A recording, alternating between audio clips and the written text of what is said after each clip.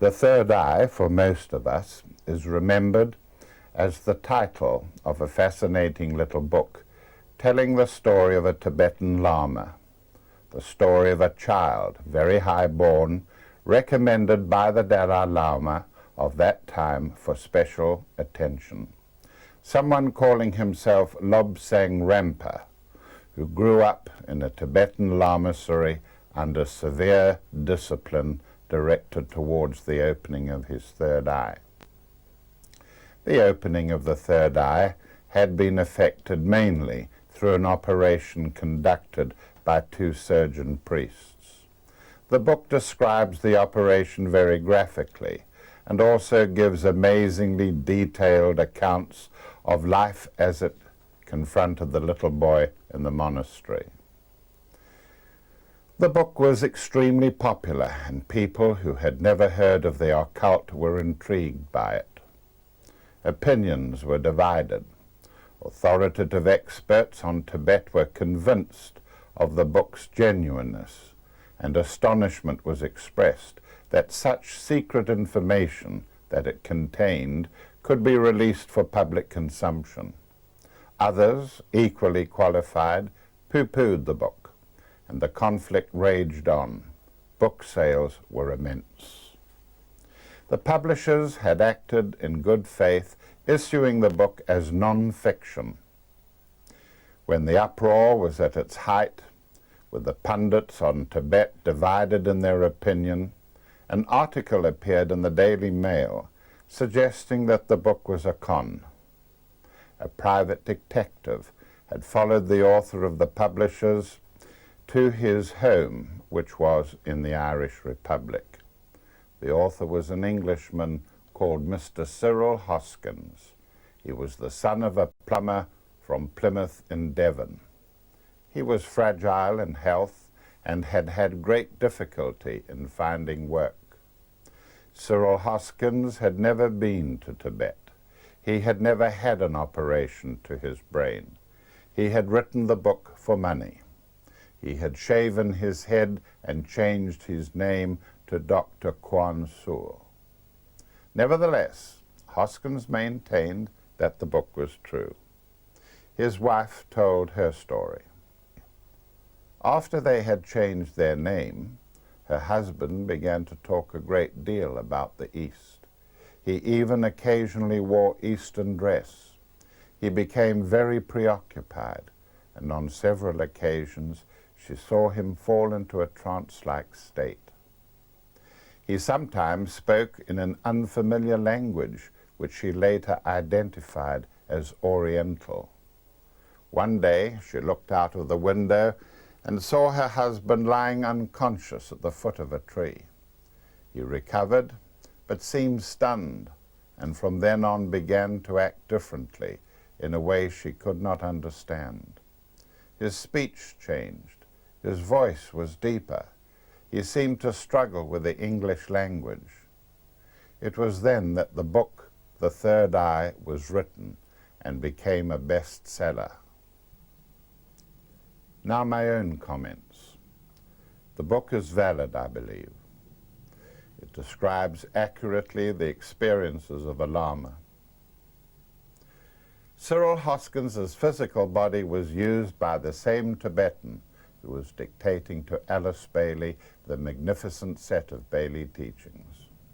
But the circumstances were different. Alice Bailey was always conscious when acting as the Tibetan's amanuensis. Overshadowing and using the physical body of the Englishman was a different matter altogether. The encounter was brief. During a sick spell, Hoskins vacated his physical vehicle and the Tibetan took up his pen. The very first book was a valid account of events that took place in the Tibetan's early life. I cannot speak for the books that followed. Cyril Hoskins recovered from his illness. He had earned the karmic reward for the surrendering of his physical body to the Tibetan. He went on to stay in Canada until his death. He wrote all the time. many, many books, but all of them must surely be regarded as fiction. We shall deal with a surgery described in his book that was calculated to open the third eye of the young Lobsang Rampa.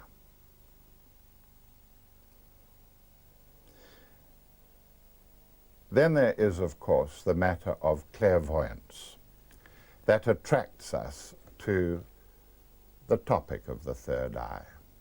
Much of the evidence for the third eye comes to us through those who have been able to use it in some way to produce clairvoyant perception.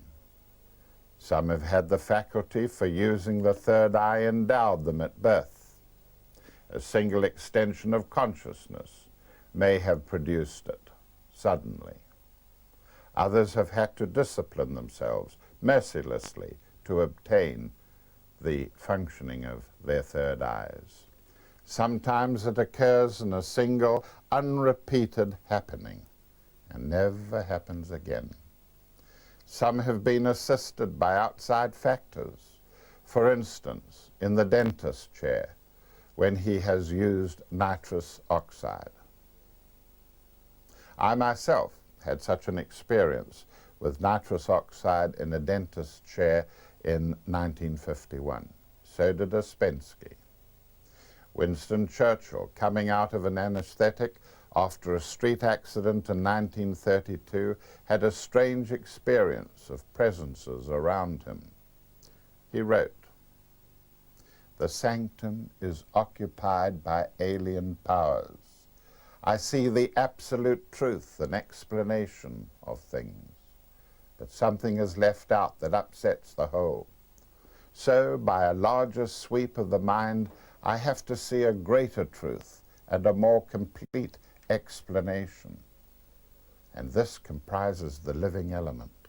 Nevertheless, there's still something left out, so we have to take a wider sweep, and this process continues inexorably."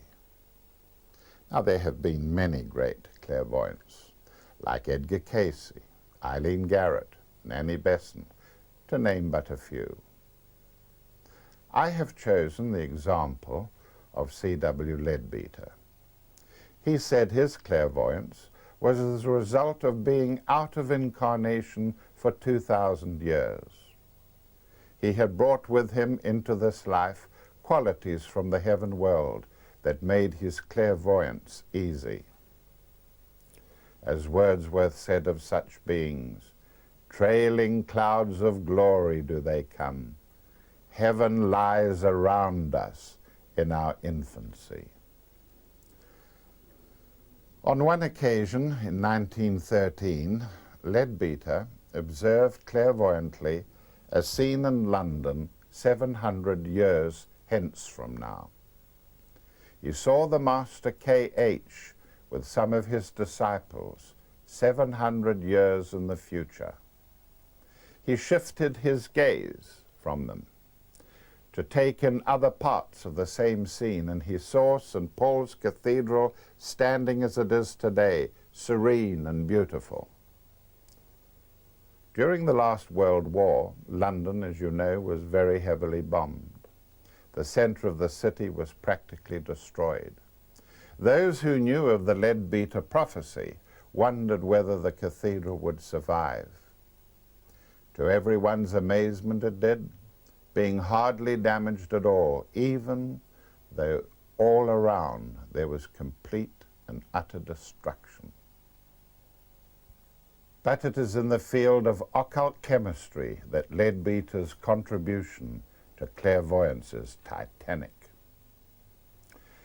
Leadbeater's perception of the nuclei of all the known elements brought forth the amazing work, a book called Occult Chemistry, in which illustrations were provided of the structure of ultimate particles which make up the core of the atom.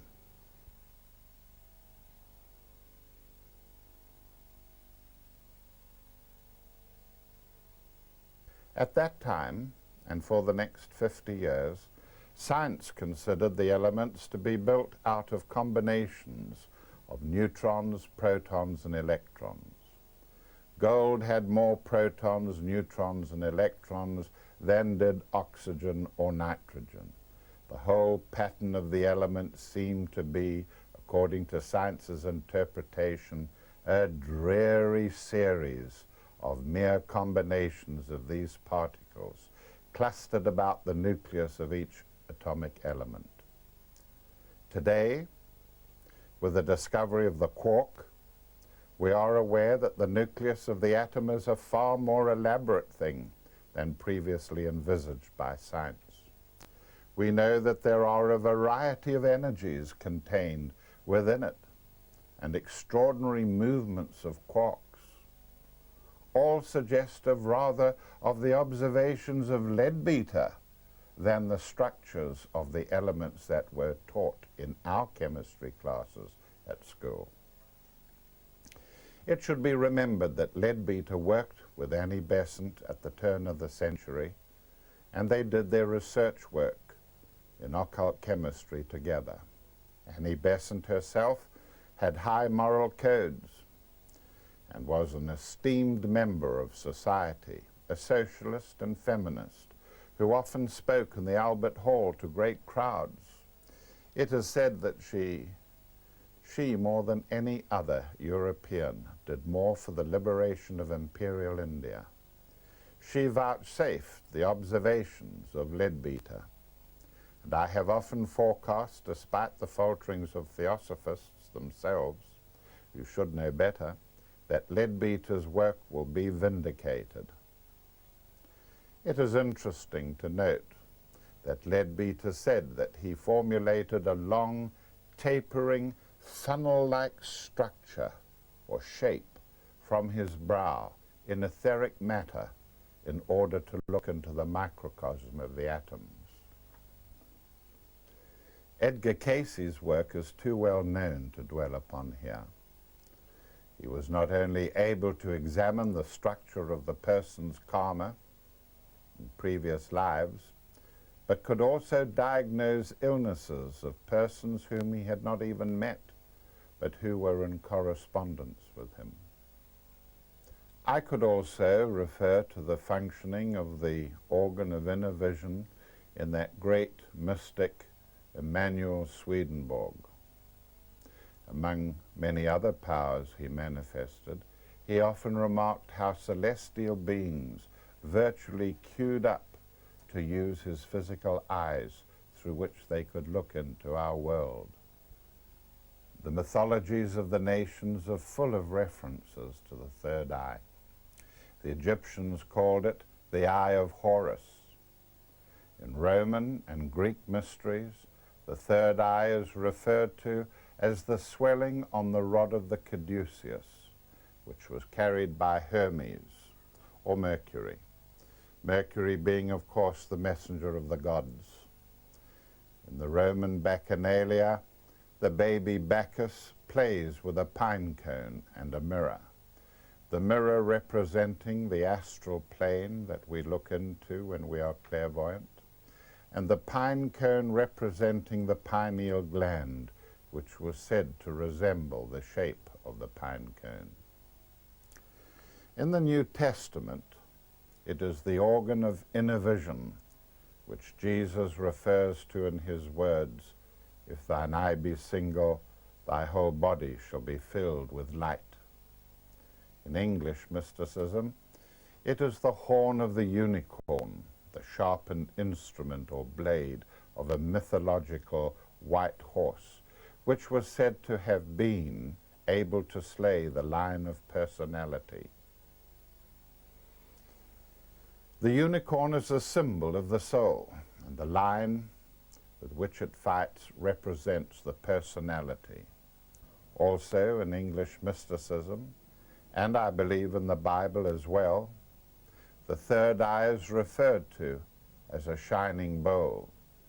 It is the holy grail of the Arthurian legends, and the knights in shining armor are the outer symbol of purification.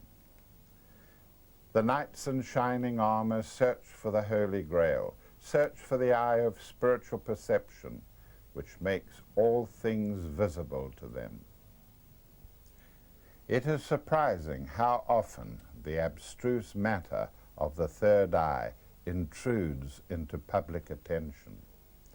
In 1976, Americans began to celebrate their bicentennial, and the attention of the public was soon drawn to the important and relevant matter of the nation's crest, which, on inspection, revealed itself to be a symbol of extraordinary occult significance. A pyramid with its capstone absent and a single eye above it in a blaze of glory, the whole being mounted on a desert, the desert of materialism.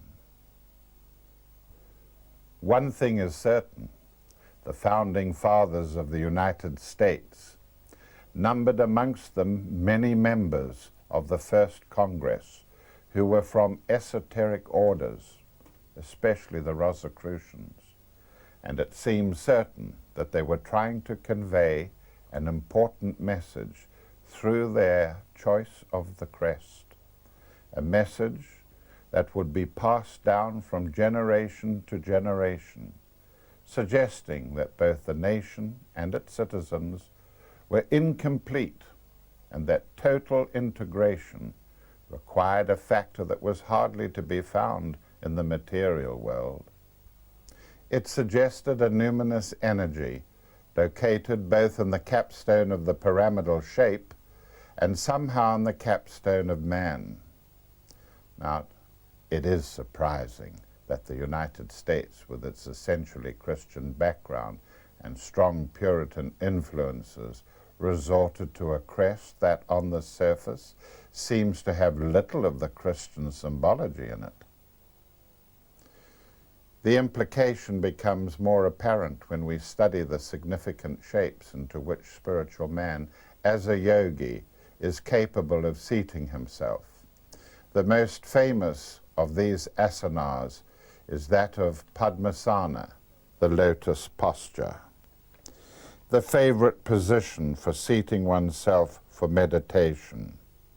It has been suggested through the study of the surface anatomy of this position that man seated for meditation adopts a pyramidal shape so that lines of the pyramid can be drawn through his bony prominences.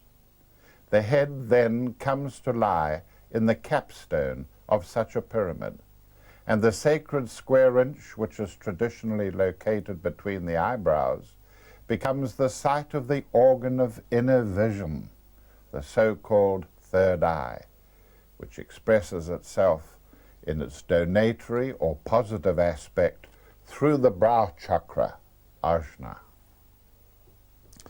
Now today we know much more about pyramids than we did a generation ago. Despite the enormous studies of Egyptology, which began with the conquering of Egypt by Napoleon, and the numerous and remarkable books on the subject which have emerged, very little has been given out about the hidden significance of the pyramid's shape and its relevance to spiritual unfoldment. Apart from suggestions, of course, that the Great Pyramid itself was once used as a temple of initiation. However, when we begin to accept the idea that shapes themselves, especially those which are symmetrical, are accumulators of energy, then the hidden significance of such structures becomes evident. This is not an easy proposition for the Western mind to accept, namely that all symmetrical shapes tend to store energy within them, irrespective of whether they are pyramidal or cuboidal or spherical. And this is true no matter whether the shape itself is built of stone like the Great Pyramid, or of wood, or even of tissue paper. Shapes on their own attract and store energies within them, energies that are peculiar to their dimensions. The ancients believed the universe to be constructed out of certain basic shapes, and we still talk of these in terms of the Platonic solids. What is still not yet recognized is that if these shapes are placed about us, they can, through their qualities, affect the nature of the vibrations of our environment.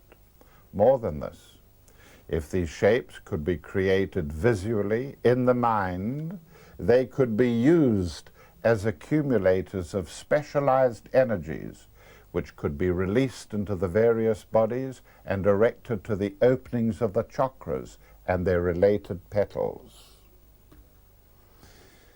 Hence we see that in shapes both outside and inside man's body, God indeed geometrizes.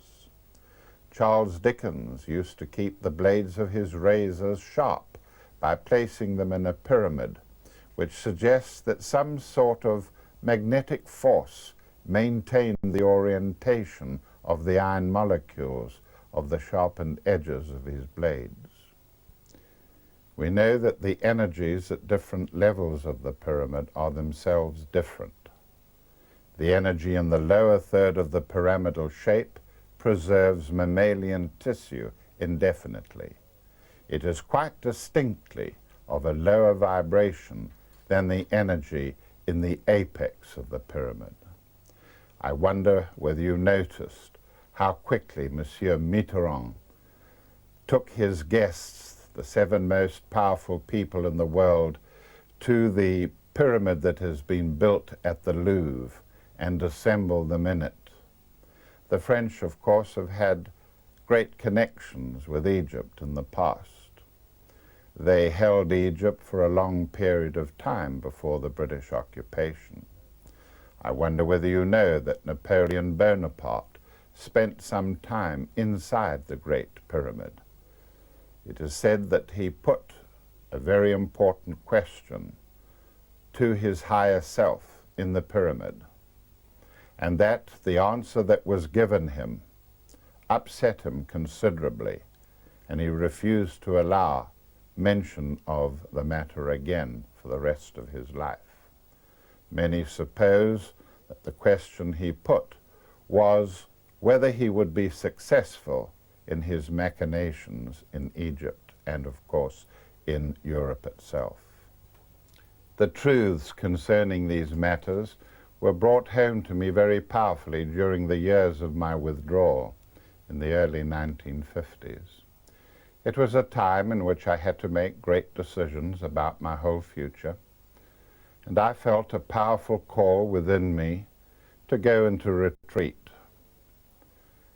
I chose to do this in a desolate area south of Cape Town, South Africa, a place called Philippi. It was semi-desert, a region of many square miles of sand dunes and grassy flays. Philippi lies where the 2 great oceans of the Atlantic and the Indian meet, the former icy and turbulent, and the latter warm and often calm. Behind me, I had left the typical materialistic existence of an accomplished young man, well-educated, socially accepted, and prosperous. With everything before me and great prospects for making money, it all went sour. Nothing out there seemed relevant when a series of inner spiritual experiences began to invade my smug complacency from my 28th year onwards. These experiences came suddenly after being introduced to the ancient wisdom by a friend at a house party. At first, these spiritual experiences were a diversion and a talking point. Then they became progressively my most powerful concern, and finally a magnificent obsession that demanded the alteration of my way of life. I began to seek the meditative way of life, and needed desperately a period of withdrawal in order to hear clearly what my higher self was trying to tell me. This took me to the wilds of Philippi. It demanded that I make a serious attempt at establishing a dialogue with my higher self. I was essentially unsuited to Hatha Yoga, being large in frame and often stiff rather than supple, usually from overwork. There was no way that I could put myself into the Padmasana position, and so I made one of my many concessions to the reality of my situation and decided to meditate rather in a club-easy chair, which I had retained after disposing of my fashionable apartment in Kenilworth. I had always been an early riser and instinctively felt my meditation should begin wherever possible before dawn.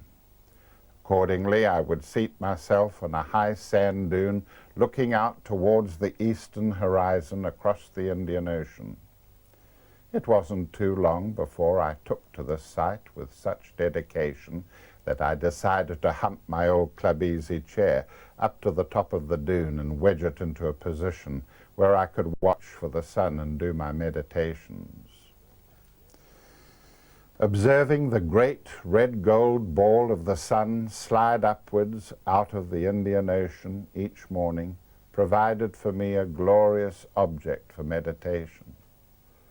I soon learnt to put that object in the sacred square inch between my brows, seeing it behind my closed lids each morning, long before it arose outwardly above the ocean on the horizon.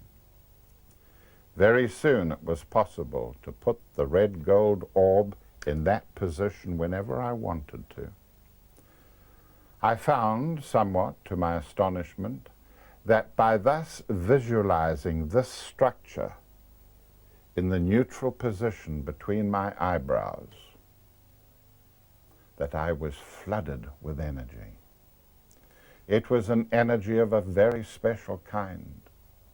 It seemed to make me more able to concentrate my attention, and in later years I had no hesitation in recognizing that this was the energy of will and power, and that in some way it was connected to the red gold orb, and that the spheroid shape could thus be correlated to the first ray of will and power. Some years later, when I emerged from my retirement, having discovered my higher self, as well as having learnt the purpose which that being had for me in this life, I was able to use this meditative device for flooding my consciousness with energy during my medical studies. It was a most supportive mechanism which made studying not a simple task for anyone after the age of 30 comparatively easy. It was only later, much later, that I began to understand the technique of placing the great orb of the rising sun in the sacred square inch was the basis for almost all creativeness, as it is practiced objectively by artists, poets, sculptors, and writers, but also by those who work subjectively in the realms of creative meditation, absent healing, and the seeding of thoughts in the minds of others. A decade passed before it came home to me in my astrological studies that my ascendant sign being Libra, Libra on the ascendant, I had been meditating on an object that exactly fitted Libra, Libra rising, which rules, of course, a sun coming up from or sinking into the horizon. Appropriate objects and shapes for visualization are, of course, always located in the meditator's horoscope. This serves to emphasize that structures may be built of any material, even mental substance, in order to store energy. People would find it of immense value if they learnt to use classical shapes as objects for meditation, placing them in the sacred square inch during their meditations. Now, the pyramid is essentially related to the second ray of love wisdom, and through this ray to teaching and healing. As a prerequisite to any act of healing, visualization of an indigo pyramid in this area between the brows provides a force center which acts as a reservoir for energies which will be conveyed by the healer to the sick patient. Similarly, the cube, visualized in the same sacred area, and especially in the color of emerald green, brings a philosophic disposition to the meditator and affects profoundly the attitudes to such matters as adversity. The words of John Richardson in the play As You Like It pertain here. Sweet are the uses of adversity, which like a toad, ugly and venomous, wears yet a jewel in his head. The jewel, of course, referred to here is the jewel that we can place between the eyebrows, a jewel that can provide us with the energy and the joy to meet any sort of adversity. May I quote to you from my spiritual diary of that time. Energy follows thought. Visualize a pyramid, a sphere, a flower, or just a corolla of petals, and energy flows into it. The visualized pattern or object becomes a reservoir of energy, the extent, quality, and intensity of which is decided greatly by the shape, its symmetry, and its occult significance. That significance is, in turn, determined by the extent of the chosen object or symbol in the unconscious of the meditator. In his race and in the collective unconscious of mankind, there reside enormous reservoirs of energy, which are similar to those which we can visualize in our own minds. When we do that, a rapport is established between those shapes in our mind and the shapes that lie in the unconscious. Not only will energy then stream into the visualized object or concept which you have placed between your brows, but the same energies will connect with all other similarly constructed objects, pyramids everywhere, flowers everywhere. When the visualized object is a patient in need of help, the phenomenon of absent healing occurs. You are not only energizing an image of the patient between your brows, but reaching the distraught person at a distance. This mechanism not only transfers energy, but life itself, your life, to the patient. The union of the life of the one with the other occurs in what we call absent healing. Yoga is a science that brings such mystical and occult processes under control. Any person may become a true healer without necessarily leaving the sanctuary in which he meditates. The yogi, or anyone learning to function in these realms, is in the process of opening the third eye. When people meditate on a particular object, like a flower for instance, they speak of merging their awareness with it, as if they themselves were the conscious life of the flower, as well as that which was flooding their own bodies. We need now to make an assessment of the total nature of man. And to do this, we will have to resort once more to diagrams and illustration. Man's physical body is only the outer shell or skin of a much more resplendent creature beneath.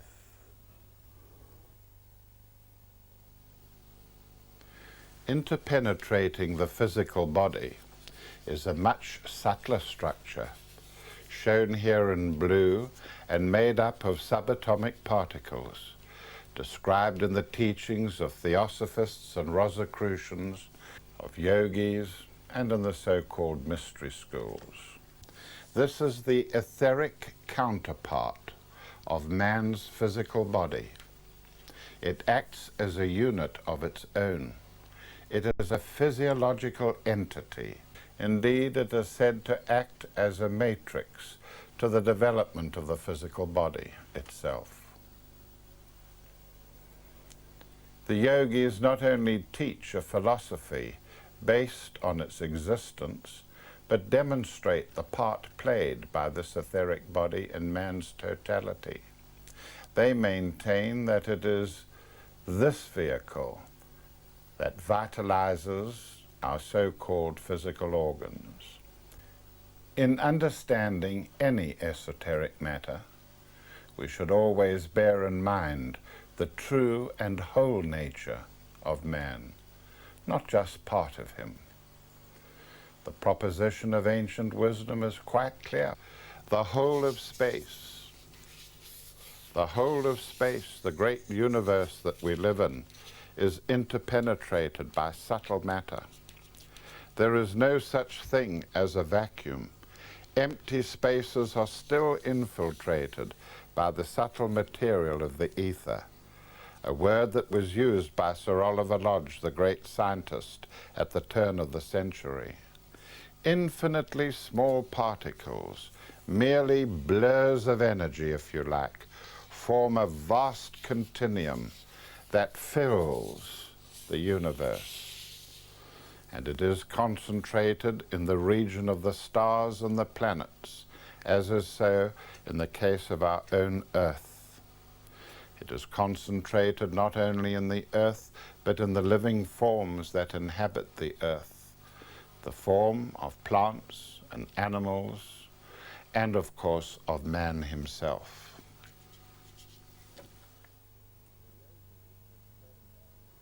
The yogis have shown that when we breathe, we inhale with oxygen the energy known as prana. Prana is stored in vitality globules found in the sunlit atmosphere. Here is one beautifully drawn showing 7 ultimate physical particles. Each one of these is on its own ray. 7 rays, 7 anu. Together they absorb the energy of prana, and when we breathe in, we inhale the vitality globules of the sunlit atmosphere into our respiratory system.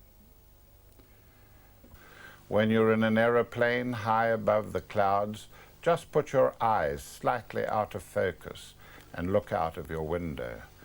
Soon you will see myriads of dancing silver globules of energy. They link themselves to the oxygen molecule, which is shown here as a spiral.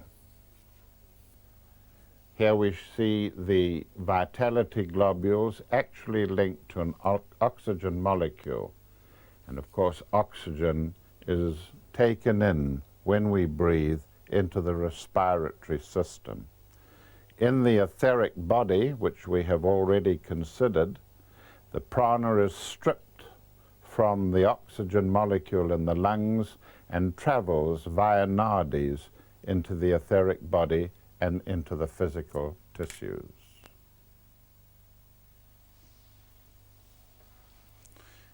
In this diagram, we have shown very prominently the etheric chakras.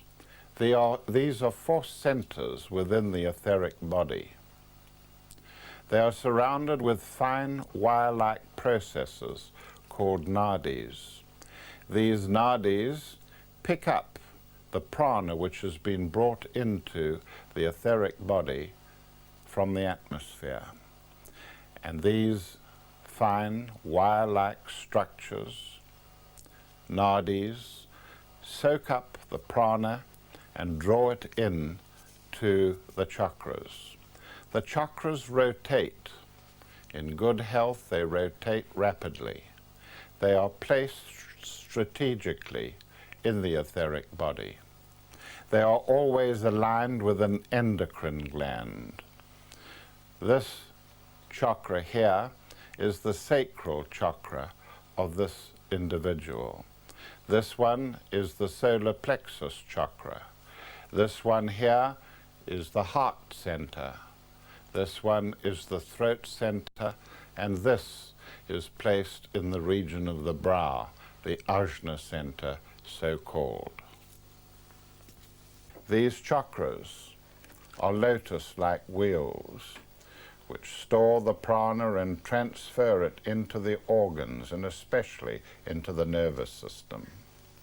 The yogis have demonstrated their powers of controlling the physical body via or by means of the etheric body.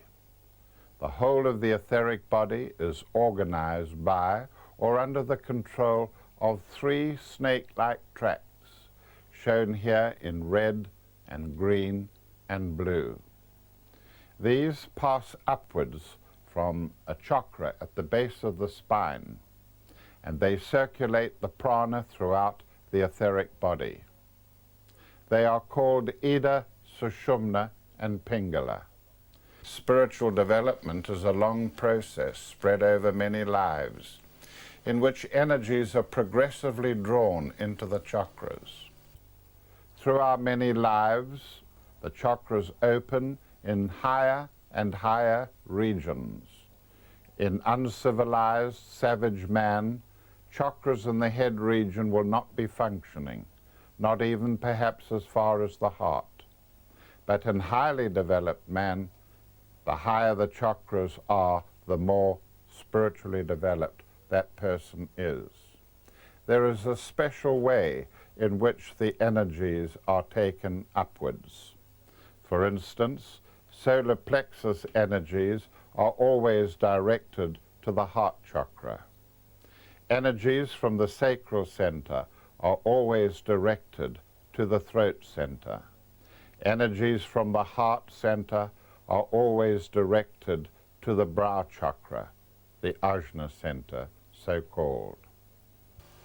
They indicate this by opening their petals, and in meditation a single petal may become the object of focus under the tene that energy follows thought. No living thing is without an etheric body, and all things live within a continuum of etheric substance, which was referred to in the ancient teachings as the anima mundi of the earth. All living things are linked together by means of the anima mundi.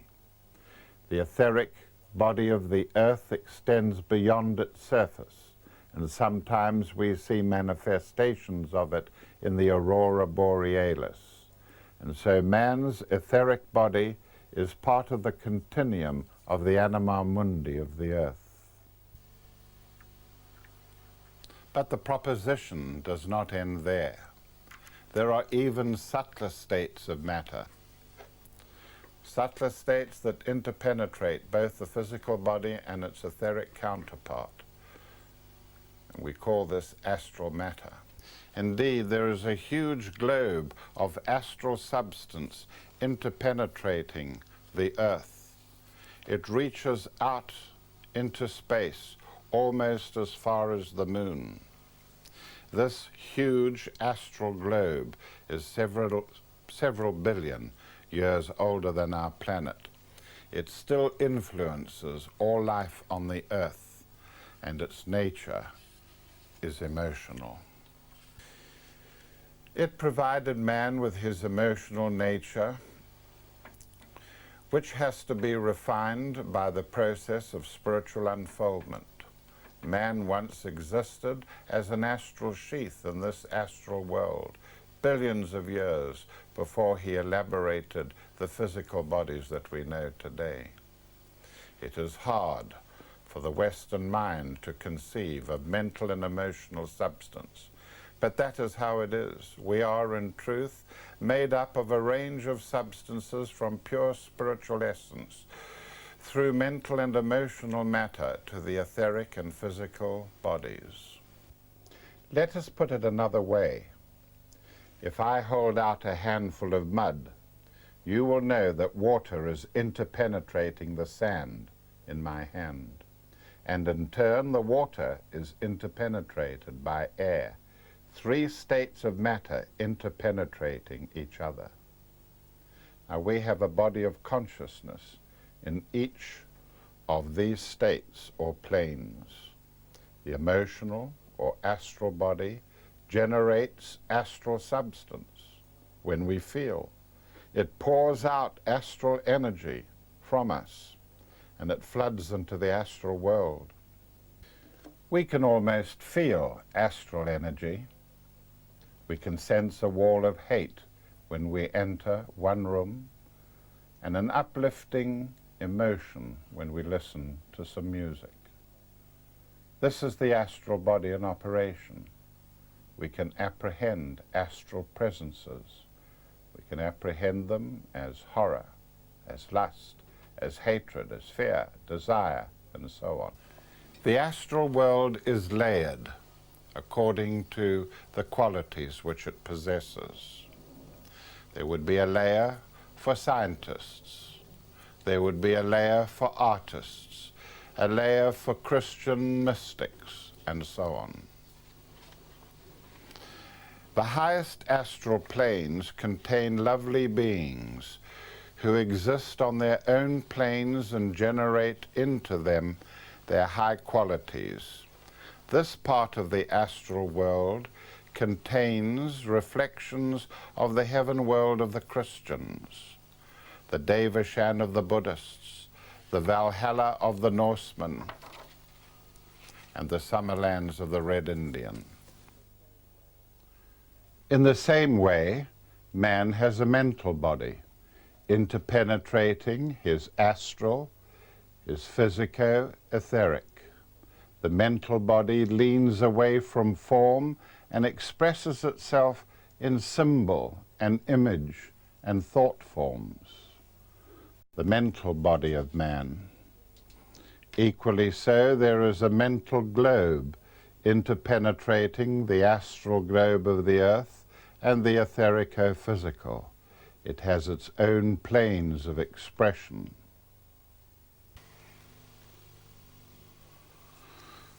Together, these subtle bodies, the mental, the astral, the etheric, and the physical bodies of man, combine into what we call the human aura. The aura shows itself in layers to the eyes of a clairvoyant, and it is, of course, invisible to most of us.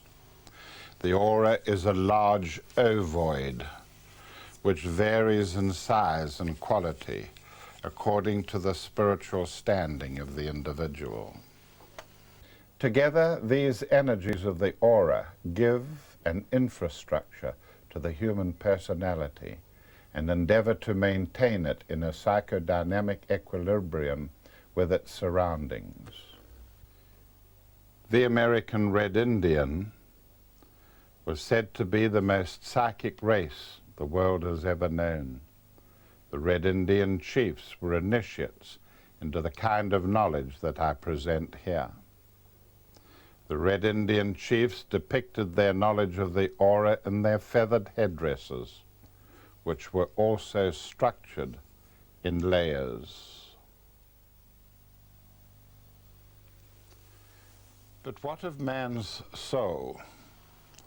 The soul of man is a unit of energy that is immortal and enduring, whereas the other vehicles that I have described are progressively discarded at death.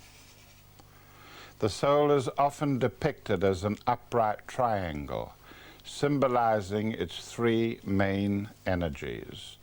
These are Atma, spiritual will, Buddhi, love wisdom, and Manas, abstract thought. It is the repository of those energies generated by spiritual activity over many lives. These three energies of Atma, Buddhi, and Manas. The soul is formless.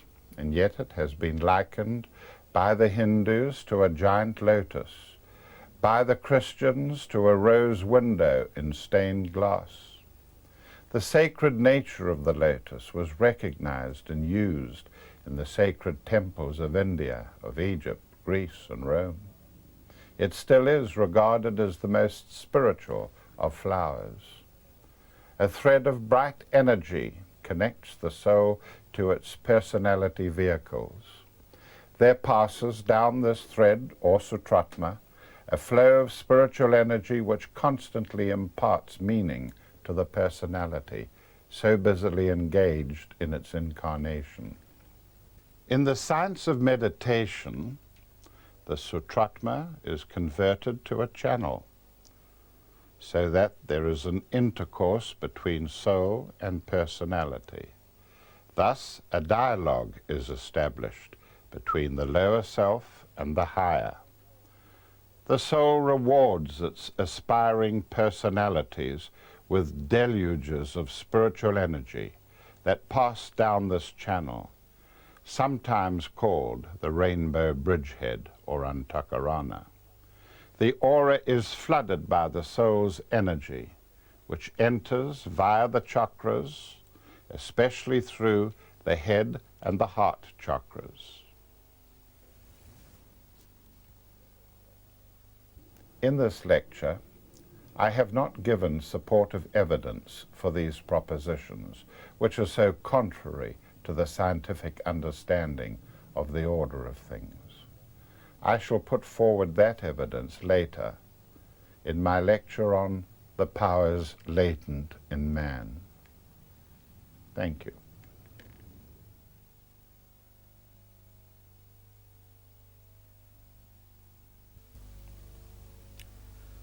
Dr. Baker has spent 40 years of his life studying the ancient wisdom.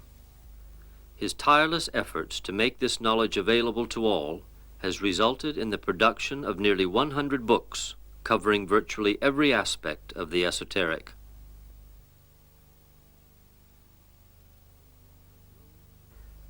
The Jewel in the Lotus, a valuable introduction into the postulates and teachings of the ancient wisdom.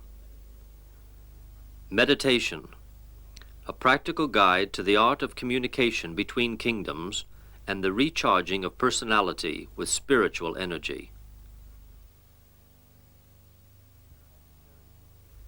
Esoteric Healing, 3 volumes covering many aspects of this important subject. It is based on Dr. Baker's own research and medical expertise. Anthropogeny, man is far older than scientific theory would have us believe. This book explores the cosmic origins of man, reaching back to before time itself. Esoteric Psychology, an in-depth study of the 7 rays, how they influence man, and how to analyze one's own rays and those of others. The Psychology of Discipleship, at last a guide for those increasing numbers of people consciously treading the path of spiritual unfoldment, a difficult and arduous task made easier by the knowledge that others have succeeded and left signposts on the way for those who follow. Esoteric Astrology, Dr. Baker has spent 40 years developing a growing understanding of this exacting science. Fast becoming accepted as the astrology of the New Age, these 12 volumes provide a unique basis for a thorough knowledge of esoteric astrology. They teach you to interpret horoscopes and gain an awareness of that most important of subjects, the soul's purpose. These are just a few of the publications available. In addition to this growing number of books, there are 200 live recordings of Dr. Baker's public lectures made during his extensive tours of North America and Europe during the 1970s and 80s. For information about any of these products and for other video lectures, write to the address on the cover of this video cassette.